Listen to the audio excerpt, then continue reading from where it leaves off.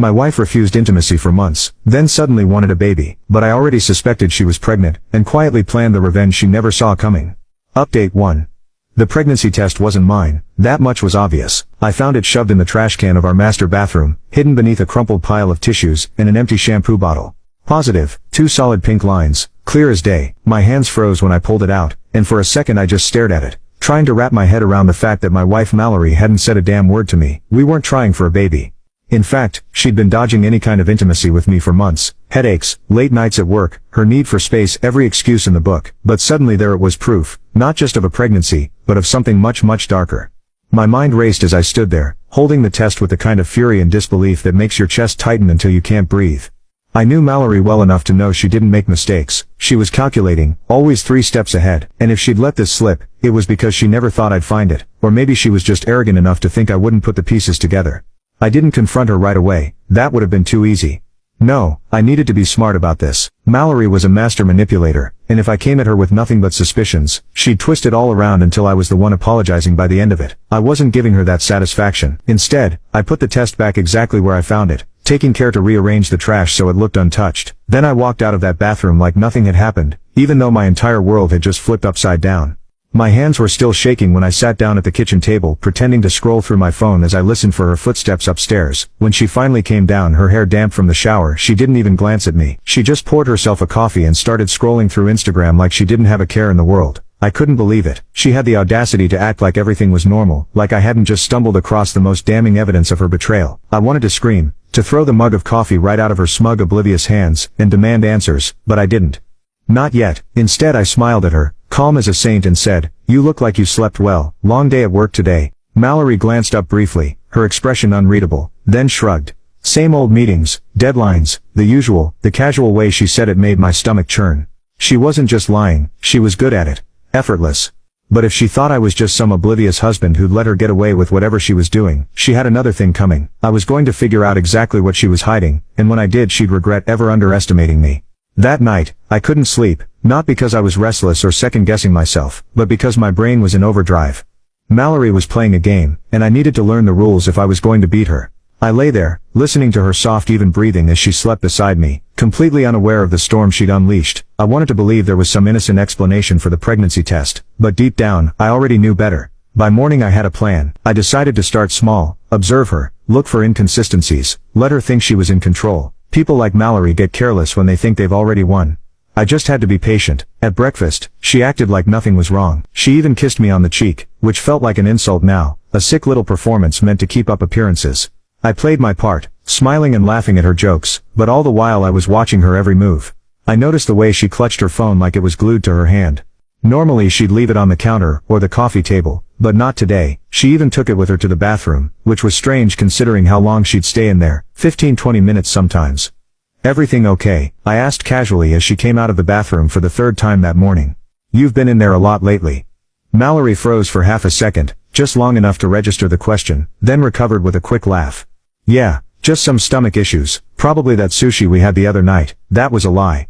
We hadn't eaten sushi in weeks. I smiled and nodded, pretending to buy it, but inside my resolve hardened. If she was lying about something as small as that, what else was she lying about? Later that day, while she was at work, I decided to dig deeper. I'd never been the type to snoop, but this was different. This wasn't paranoia, this was self-preservation. I started with the trash, going through every piece of it, even though I hated myself for doing it. Sure enough, I found another clue. A crumpled receipt from a boutique in the next town over. It was dated 2 days ago and listed items I'd never seen in our house: luxury candles, silk lingerie, and a men's cologne. My heart was pounding as I stared at the receipt. She hadn't bought those things for me. That much was obvious, but for whom and why? I felt like I was in a bad movie, piecing together clues in real time. The pregnancy test, the unexplained purchases, the constant late nights at work, it was all adding up to something I didn't want to admit out loud just yet. That evening I tested her again. We were sitting on the couch watching some mindless reality show when I casually asked, "So who's the cologne for?" Mallory's head snapped toward me, her expression a mix of confusion and panic. "What are you talking about?" I held up the receipt, watching her face carefully. "This from Tuesday." For a split second her mask slipped, her eyes widened, and her mouth opened like she was about to say something, but then she recovered. She laughed like I just told a stupid joke. "Oh, that's for my boss. His birthday's coming up and the team pitched in for a gift." I didn't think it was a big deal, so I didn't mention it. It was a good lie, quick, believable, and just vague enough to discourage follow-up questions. But it wasn't good enough. Not this time. "Oh, nice of you to take the lead on that," I said, smiling like I believed her. "I'm sure he'll love it." Mallory relaxed, sinking back into the couch with a relieved sigh. She had no idea I was onto her, that I was already 2 steps ahead. This wasn't just about catching her anymore. This was about making sure that when the truth came out, she couldn't wriggle her way out of it. The next step in my plan was to confirm what my instincts were screaming at me. Mallory had secrets, and I was done giving her the benefit of the doubt. If she wanted to play games, she'd soon learn I wasn't the clueless husband she thought I was. The following morning, after she left for work, I did something I never thought I'd do. I followed her. It wasn't a random decision. Her late nights at the office had been too frequent, too convenient, and I wanted to see for myself where she was really going. I waited down the street, parked behind an old pickup truck where she couldn't see me. At first everything seemed normal. She pulled out of the driveway in her sleek white SUV, coffee in hand, looking every bit the polished professional. I stayed a safe distance behind, following her route downtown, expecting her to head to her office like she always said she did. But she didn't. Instead, Mallory took an unexpected turn, one that led her straight to a quaint little cafe on the edge of town. My pulse quickened as I parked a block away, far enough not to be noticed but close enough to watch her every move. She stepped out of the car, wearing an outfit far too nice for work, a fitted dress I hadn't seen before, paired with heels that clicked sharply against the pavement. My stomach churned as I realized this wasn't just a coffee run. She walked into the cafe like she owned the place, and within minutes a man joined her.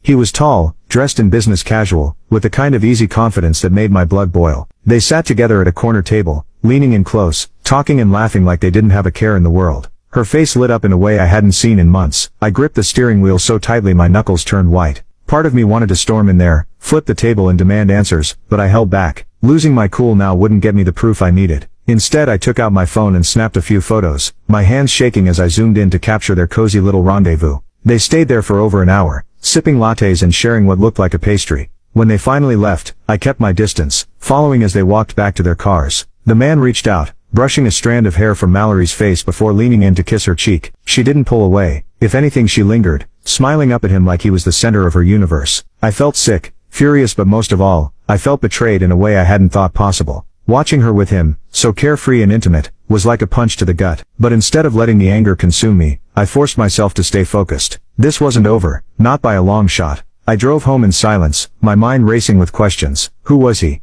How long had this been going on? And how much longer did she think she could keep me in the dark? I didn't have all the answers yet, but I knew one thing for sure. Mallory had underestimated me, and when the time came, I'd make damn sure she regretted it. When Mallory came home that evening, she was all smiles, carrying takeout bags like the picture of a loving wife who wanted to surprise her husband. It was almost laughable. She set the bags on the kitchen counter and kissed me on the cheek, like she didn't just spend her morning giggling over pastries with her mystery man. "I got your favorite," she chirped, pulling out boxes of barbecue ribs and mac and cheese. "Figured we could have a nice dinner together. You've been working so hard lately." I forced a smile, keeping my tone light. "That's thoughtful of you." "Thanks, Mel." The way her eyes sparkled with self-satisfaction made my stomach turn. She thought she had me fooled, that I'd eat her ribs and smile like the devoted husband while she played house. But tonight I wasn't just pretending to be clueless. I was setting the stage. Over dinner I watched her closely, the way she overcompensated with small talk, throwing out questions about my day and joking about her boss's incompetence. She was putting on a show, likely to cover up the guilt she wasn't ready to admit. I matched her energy, laughing along and even sharing a story about an annoying coworker. The more relaxed she became, the more confident I felt about my next move. After we finished eating, I cleared the plates while she leaned against the counter, scrolling through her phone. I casually wiped my hands on a dish towel, and asked, "So how's the office these days? You seem busier than ever." She didn't even look up. "Oh, you know how it is. Same old grind, deadlines, client meetings, the usual. Must be tough juggling everything. I mean late nights, early mornings." It's impressive. My voice was steady, my face carefully neutral. That got her attention. She glanced up, her smile faltering just slightly. "It's not that bad. Besides, I'm doing it for us, right? Building our future." "Right," I said, nodding like I believed her. "So this morning, you had that coffee meeting, didn't you?" Mallory froze, just for a split second, but it was enough to confirm everything I already knew. Her grip on the phone tightened, and she quickly masked her reaction with a laugh. "Oh yeah, just some networking thing, nothing exciting." I leaned against the counter, folding my arms. "That's interesting. You never mentioned it before." "Networking sounds cozy." Her eyes narrowed slightly, her smile thinning. "Ethan, what's with the third degree? It was just a work thing. Why are you making it sound weird?" "Not at all," I said, raising my hands in mock surrender. "Just curious, that's all." She watched me carefully, clearly trying to gauge whether I was onto her. After a tense moment, she shrugged and turned her attention back to her phone, uttering something about me being paranoid lately. But I wasn't paranoid, I was methodical. That night, after Mallory went to bed, I stayed up reviewing the photos I'd taken earlier. Each one was a dagger, cutting through any lingering hope I had that this was all some misunderstanding. Her smiles, the way she leaned in close to him, the kiss, it was all there in vivid detail. She had no idea I was building my case, piece by piece, ensuring there'd be no escape when the truth finally came out.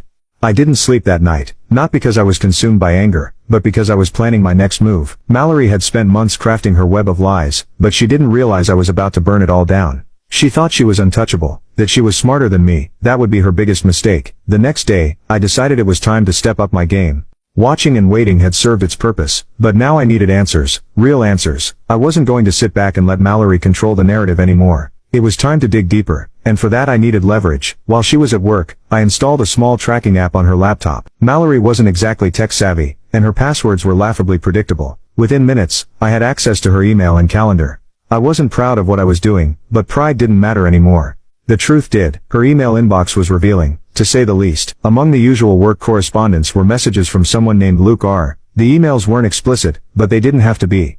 Their playful tone, inside jokes, and frequent meeting arrangements told me everything I needed to know. Luke wasn't just a colleague, or a casual friend, he was the guy, the man from the cafe. Then there was her calendar. It was meticulously organized, filled with work meetings, project deadlines, and personal events.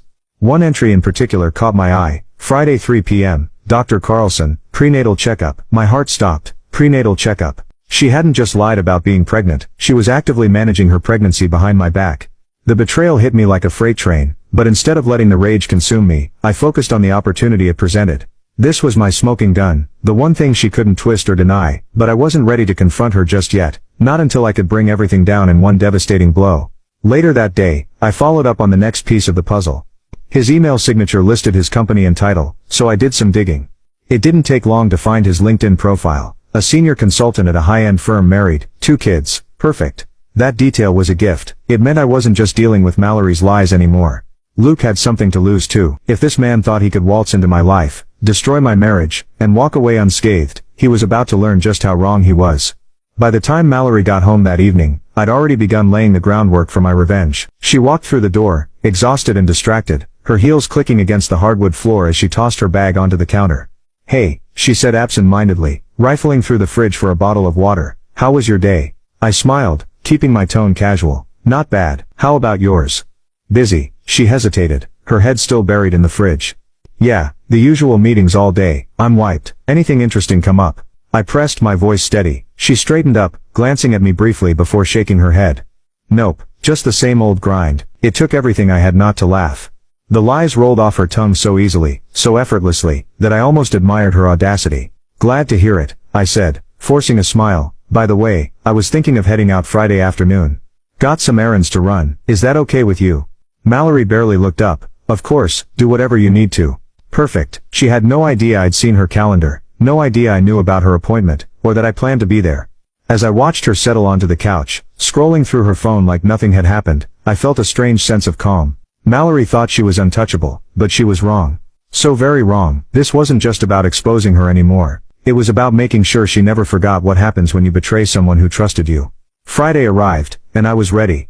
Mallory left the house in the morning as usual, dressed for work with her laptop bag slung over her shoulder. She kissed me goodbye like everything was fine, like she wasn't hiding an entire double life from me. I smiled back, waved her off, and then got to work. By 2:30, I was parked across the street from the clinic listed in her calendar. The building was small, unassuming, and tucked between a pharmacy and a dental office. I didn't know exactly what I was expecting to find, but my gut told me this was the moment everything would unravel.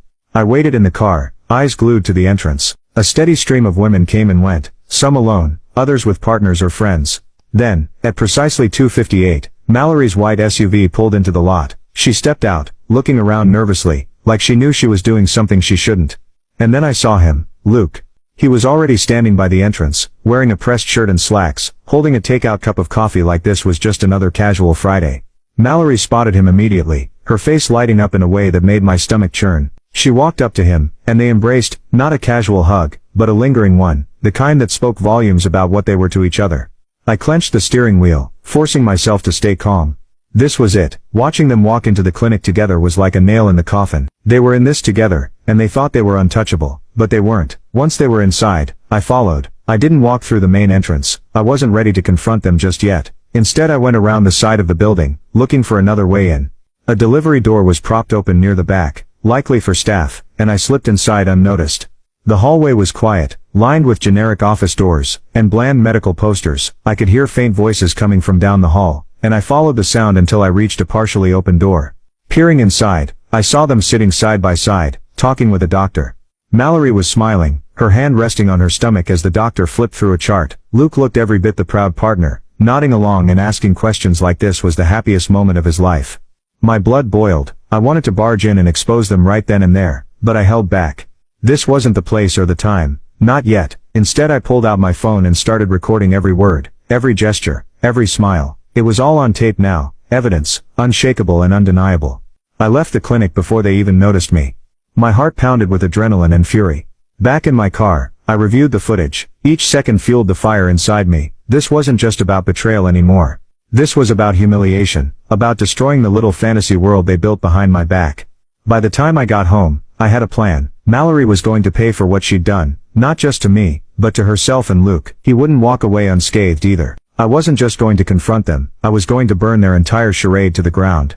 The weekend rolled in like a quiet storm, the kind that everyone feels but no one can predict. Mallory acted as if everything was normal, smiling, chatting, even suggesting we go out for dinner Saturday night. I played along, the perfect picture of a doting husband, but inside, I was building something she wouldn't see coming. My plan was set and the first step would come at dinner. She picked a swanky Italian restaurant downtown, the kind with white tablecloths and overpriced wine. She wore a deep red dress I hadn't seen before, paired with heels that matched the shade perfectly. She looked stunning, which only made the anger simmering beneath my calm exterior even hotter. She was playing her role, acting like the wife she hadn't been for months, and I let her for now. We were halfway through the meal when I struck. "You know, I've been thinking a lot about our future," I said, swirling the wine in my glass. Mallory looked up, her smile faltering for a brief moment before she recovered. "Oh, what brought that on?" I leaned back in my chair, keeping my tone casual. "Lately you've seemed distracted, like something's been on your mind. I figured maybe it was time we talked about it." She blinked, caught off guard. "Distracted? What are you talking about?" "I've just been busy with work, you know that." "Right," I said, nodding thoughtfully. "And all those late nights at the office, the networking meetings, the trips out of town, that's all just work, huh?" Her grip on the fork tightened, her knuckles turning white. "Ethan, I don't know what you're trying to say, but it's starting to sound like you don't trust me." "Oh, I trust you, Mallory," I said, leaning forward, my voice dropping to a low, measured tone. "I trust you to always look out for yourself, to cover your tracks, to think you're smarter than everyone else in the room. But here's the thing, I'm not as stupid as you think I am." Her face froze, the color draining as I reached into my pocket and pulled out my phone. I didn't even need to unlock it. The thumbnail of the video from the clinic was enough. I held it up, letting her get a good look, watching her world crumble in real time. "What the hell is that?" she hissed, her voice low but venomous. "Oh, you know what it is," I said, my tone almost mocking. "I followed you, Mallory. I saw everything. The clinic, Luke, the little prenatal pep talk with the doctor. You've been busy, haven't you?" Her eyes darted around the restaurant, panic creeping into her features. "Keep your voice down," she whispered, her tone sharp. "You don't know what you're talking about." "Don't I?" I leaned in closer, my voice barely above a whisper. "Let me guess, you were planning to pin the baby on me, right? Play happy family while sneaking off with Luke whenever you felt like it. Or was he going to stay in the shadows, the little secret you thought I'd never figure out?" She opened her mouth to respond, but nothing came out. For the first time in months, Mallory looked powerless, and it was intoxicating. "Here's the deal," I continued, my voice calm but laced with steel. "I've got everything I need, photos, videos, emails, you name it, so you've got two options. 1, you come clean right here right now, and we figure out what happens next. Or 2, I walk out of this restaurant and send all of this to Luke's wife." "What's it going to be?" Her face twisted into something between fury and fear, her mask slipping entirely for the first time. The real Mallory was on display, not the polished, charming version she showed the world, but the cold, calculating liar who thought she could control everything. "You wouldn't dare," she hissed, her voice low and venomous. I leaned back, smiling. "Try me." Mallory sat there frozen, her perfectly curated composure unraveling in front of me. The glow of the candlelight seemed to flicker against her now pale face. Her red lipstick suddenly smudged, as if the pressure of the moment had physically weighed on her. She opened her mouth, closed it, then glanced around the restaurant like she was searching for an escape route, but there was none. "Not this time. You don't know what you're doing, Ethan," she finally whispered, her voice sharp and biting. "This is my life."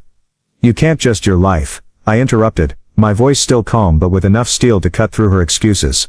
"Funny, I thought it was our life," Mallory, but clearly you've been building something else on the side. Don't you think it's time I got to know the full story? She narrowed her eyes, her hands trembling slightly as she placed her fork down. Fine, she said through gritted teeth. You want the truth, here it is. Yes, I've been seeing Luke, but it's not what you think. I laughed loud enough to draw a glance from a nearby table. Not what I think. You're joking, right, Mallory? I followed you to the clinic. I saw you with him. You're having his child. For God's sake, what part of that am I misunderstanding?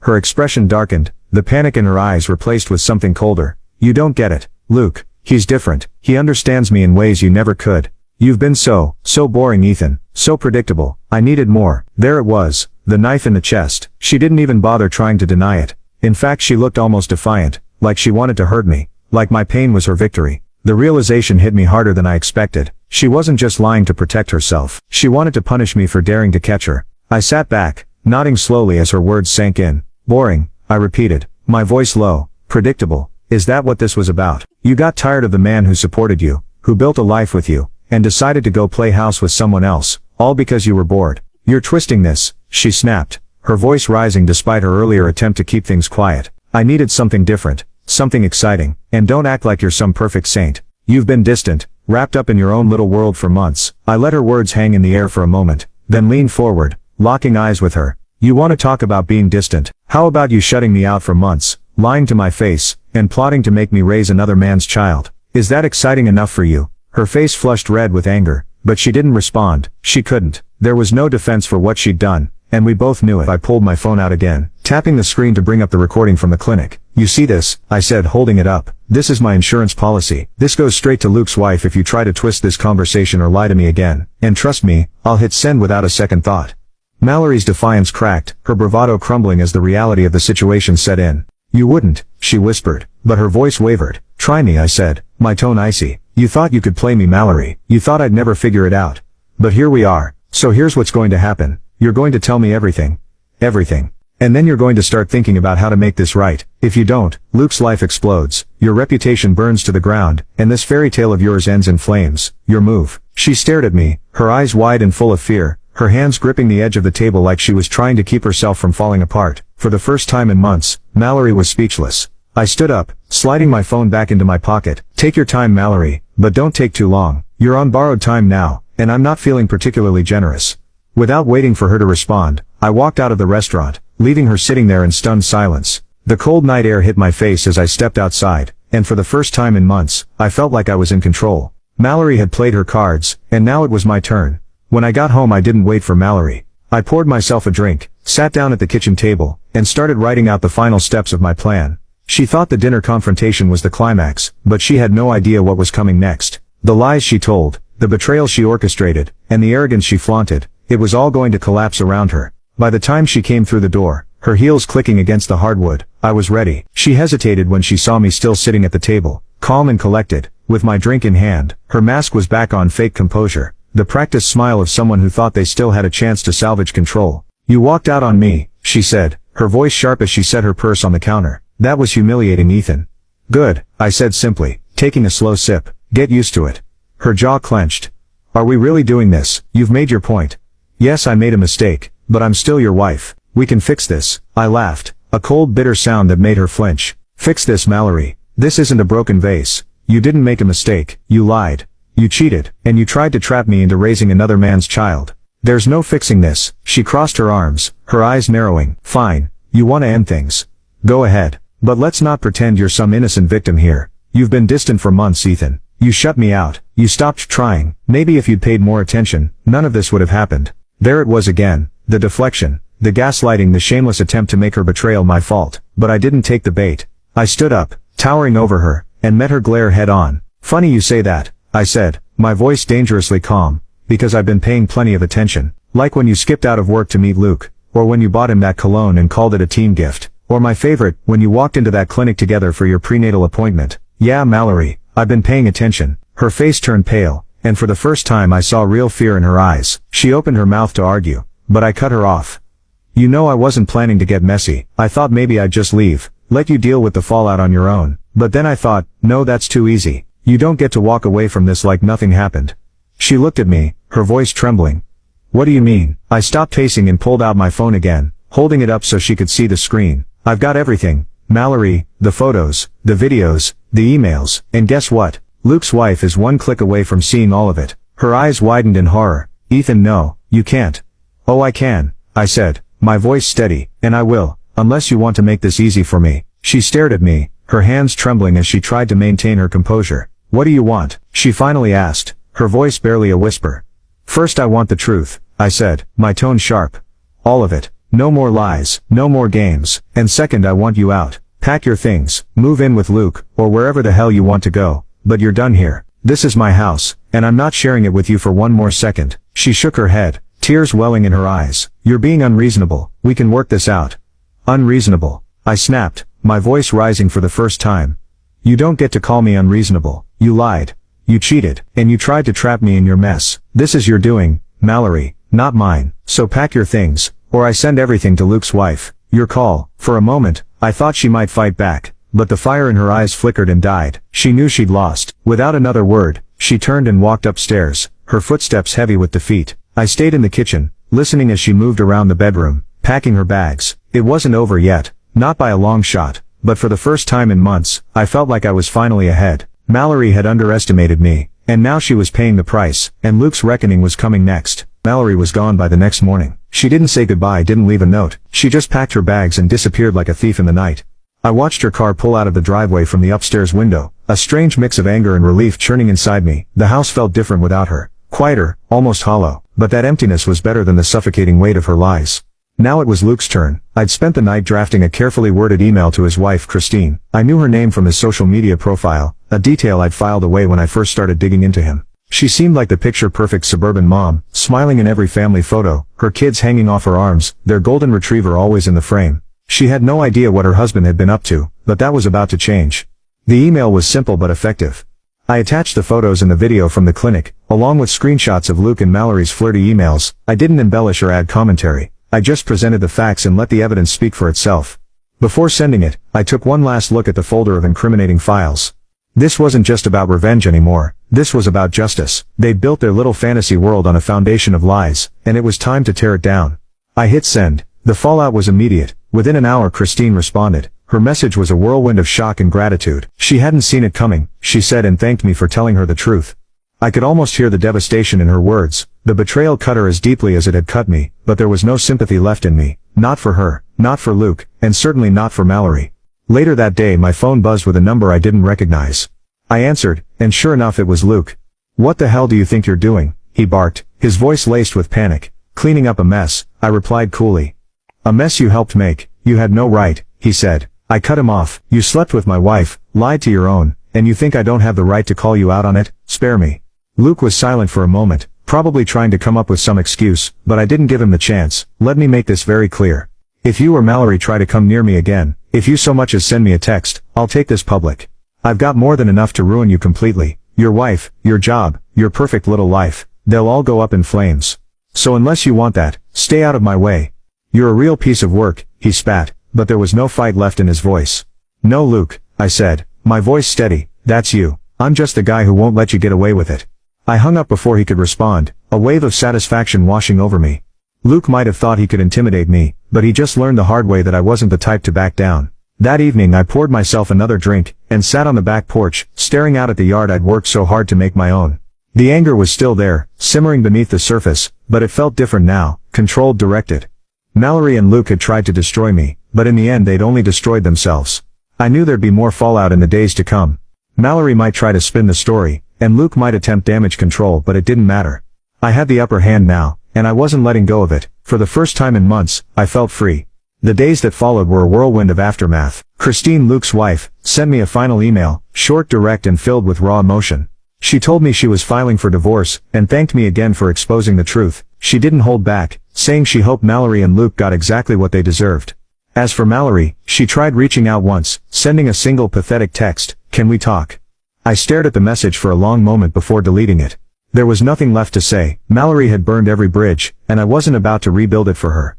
Let her face the consequences. Let her run to Luke, or whatever rock she'd crawl under next. She wasn't my problem anymore. The silence in the house felt different now, peaceful even. I began focusing on myself, for the first time in years, rediscovering hobbies I'd long forgotten. I picked up my guitar again, started running in the mornings, and reconnected with old friends who had always wondered why I'd married someone like Mallory. The weight of her betrayal still lingered, but it no longer defined me. It was just a scar, a reminder of what I'd endured and what I'd overcome. One afternoon, while organizing my office, I came across an old photo of Mallory and me from the early days of our marriage. We were smiling, carefree, wrapped up in a version of love that felt a million miles away now. I stared at it for a long moment, then tossed it into the shredder. That chapter of my life was over. I wasn't the same person anymore, and I had no intention of looking back. As for Mallory and Luke, I heard through mutual acquaintances that their relationship didn't last. Whatever spark they thought they had fizzled out under the weight of guilt, shame and the destruction they'd caused. Mallory moved to a different city, and Luke's reputation at work took a hit after Christine aired their dirty laundry. Poetic justice, if you ask me. If there's one thing I've learned from all of this, it's that betrayal doesn't just break you, it rebuilds you stronger and smarter than you were before. I wouldn't wish this experience on anyone, but in some strange way, I'm grateful for it. It forced me to see things clearly, to shed the dead weight, and to prioritize myself for once. To anyone reading this, wondering if they should stay in a toxic situation or fight for someone who doesn't value them, don't walk away, hold your head high and let the people who betray you drown in their own mess. Because trust me, there's nothing more satisfying than watching them crumble while you rise.